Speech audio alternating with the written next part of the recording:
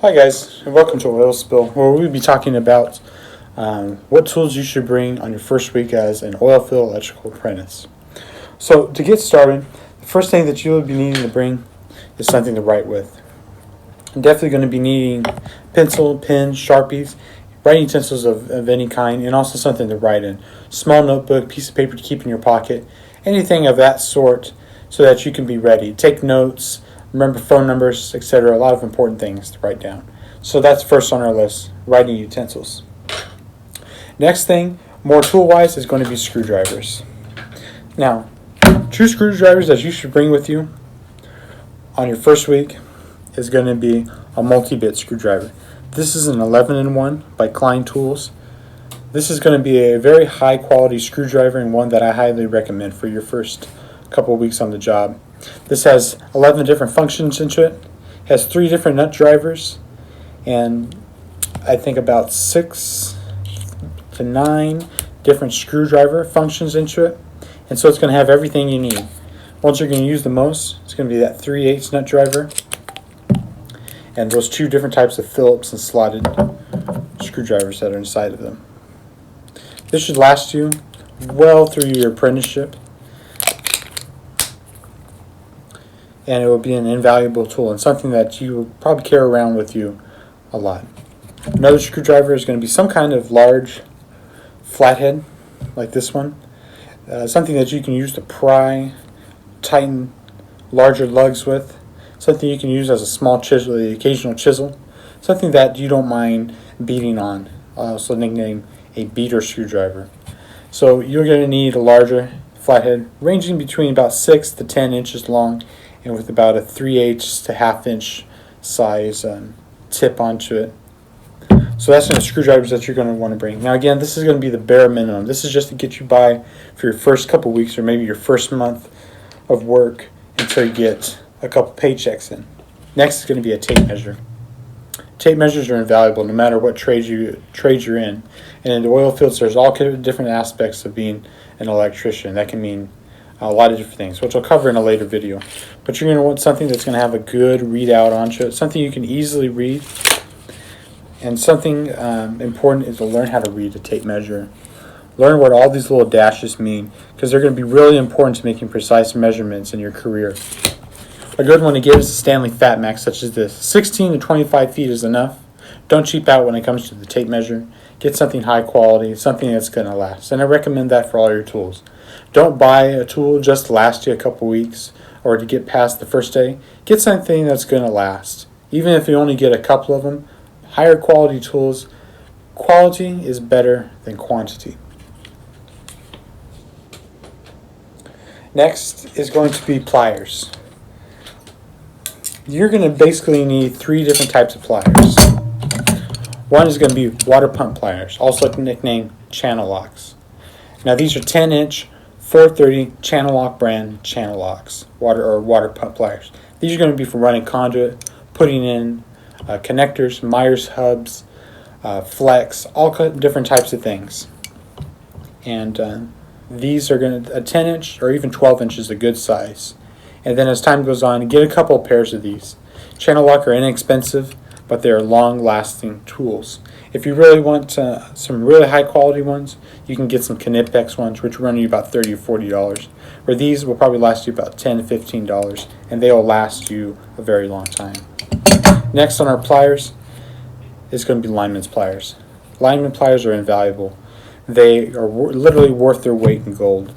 They can cut, pull, twist, and grab.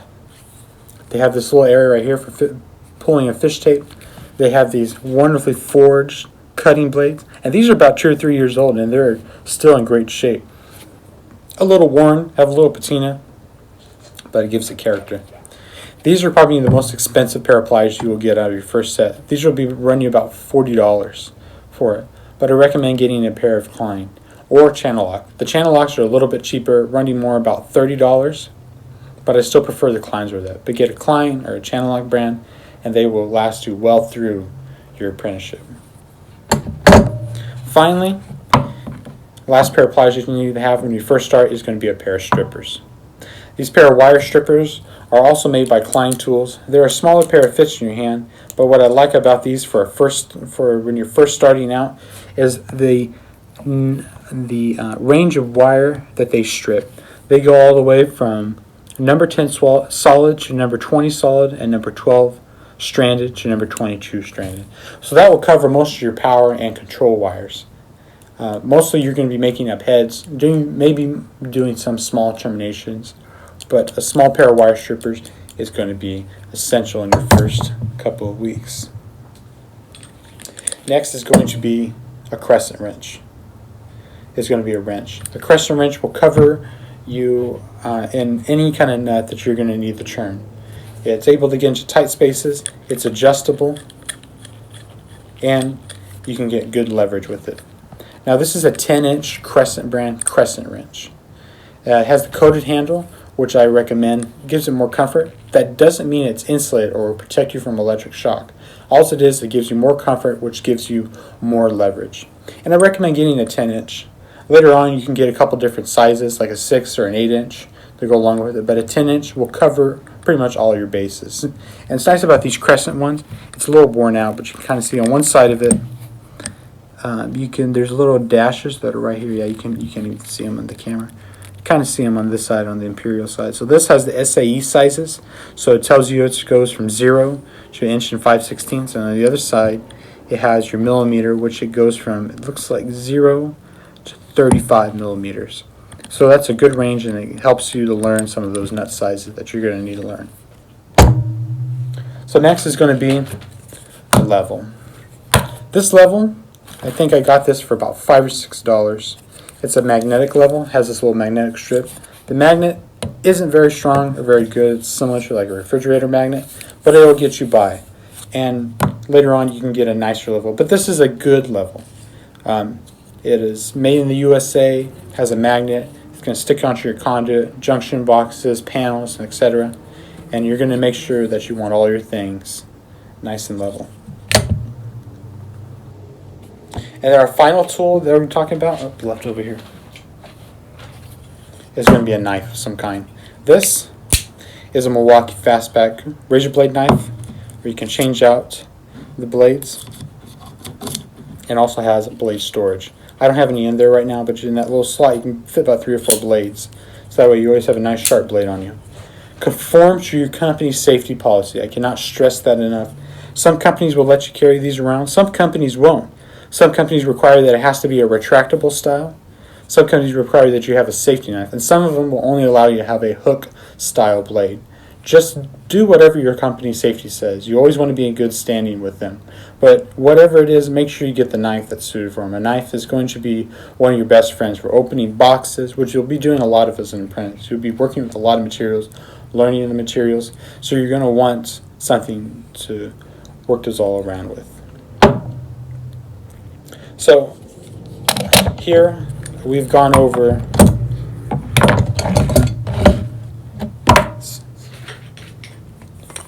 around 10, 11 different tools that you're going to need to bring with you on your first week of work. So just in a quick review, it's going to be a knife, a tape measure, wire strippers, channel locks, linesman's pliers, multi-bit screwdriver, a beater screwdriver,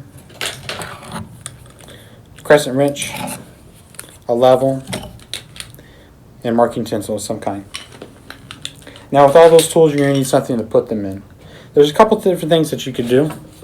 You can do a small tool pouch like this. This is by Klein. I got this at a thrift store for about $15. I thought it was a good buy. I've used it here and there.